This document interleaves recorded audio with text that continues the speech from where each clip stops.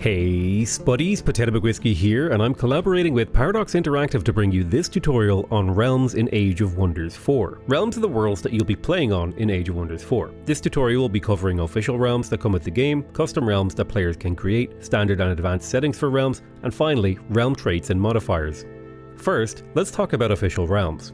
Age of Wonders 4 comes with a selection of realms that you can play, ranging from realms like the Fields of Rebirth, which is a very laid-back beginner realm, designed for players new to the game, all the way to the Silence realm, which is a tier 3 realm meant to challenge players, with its Curse of Undeath, which allows neutral units to resurrect once after being killed to carry on the fight, making exploring and claiming the map much more challenging. There's a wide variety of official realms in both difficulty and setting, and you can unlock more through the Pantheon, which is a feature that will be covered in a future tutorial.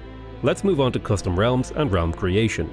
When you're being prompted to select a realm, you can click the Create Realm button or select an existing realm and press Edit to customize your own realm. There's a huge wealth of options here. Let's take a look at a world called Sand Dunes that I made as an example. It is a desert world with barren oceans, which completely changes how the map plays and feels, because the ocean that would normally be here in a normal world is replaced with uninhabitable deserts with raging sandstorms.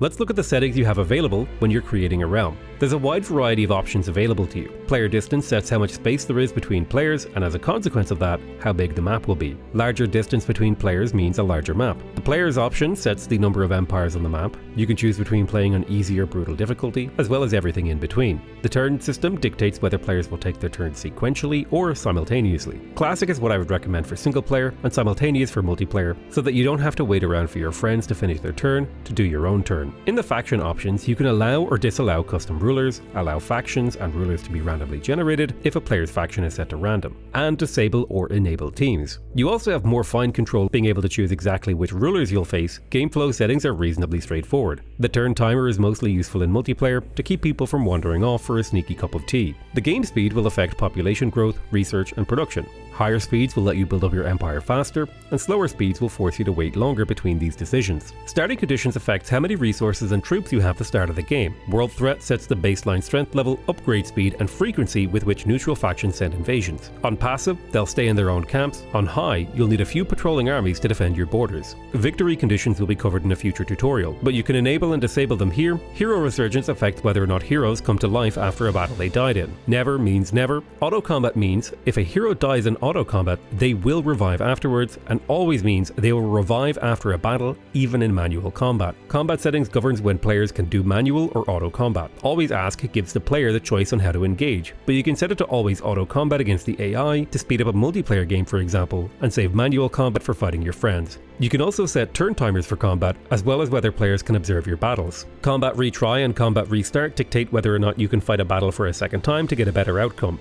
If you're new to the game, leave these on and try different strategies on the same battle to master the combat system. Realm traits are arguably the most important and interesting customization option you have for making your custom realms. The most important trait is the geography of your world. Let's take a look at a few examples. Here is an islands map where every landmass and player are separated by water. This here is a land map where there is no water at all. This map type is called Divide, where players are separated by a large ocean, potentially a fun team game map. There are also Lava Divide and Scarred Divide variations, where the water is replaced by lava and desolate terrain, respectively. You can also set the climate of your realm. Some of the options are unsurprising, like being able to make a desert realm with no wetlands or cold provinces. Highlands makes mountains and highland provinces more common. Other options are more exotic, like Forming Realm, which makes desolate provinces common, but gives them a chance to permanently shift to a different terrain type every turn. You can also choose what kind of creatures inhabit your world. Everything from demonic fiends, dragon infestations and rampant undead, to more standard options like fairies, megafauna animals and rampant flora.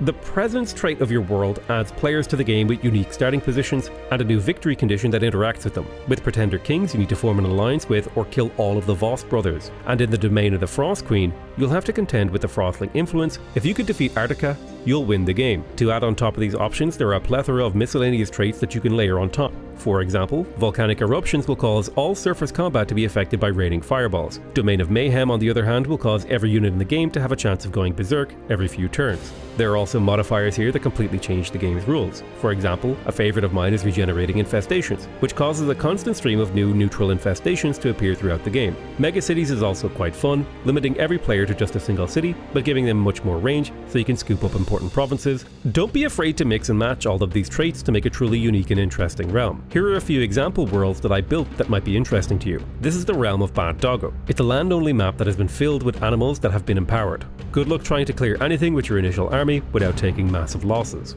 Next up is Dragonholm, a realm filled with lava, desolation, and you guessed it, dragons. Every single red splotch on the map is a dragon lair. Losing is fun, right? Finally, I'd like to welcome you to Chillwind Dale, a fairly laid-back world for people adapted to living in frozen climates. There are some frostlings to deal with, but it shouldn't be too troublesome, really. Hopefully that gives you a good idea of the sort of realms you can create in Age of Wonders 4. Don't be afraid to mix and match different options and experiment to your heart's content. The next tutorial, we will be talking about tomes, and if you missed our previous tutorial, please go check out the video on faction creation. Please go ahead and subscribe to the channel, check the description of the video for more information, and leave a comment with the best idea you have for making your own themed realm. That's it from me. I love you all very much, and I'll see you guys next time.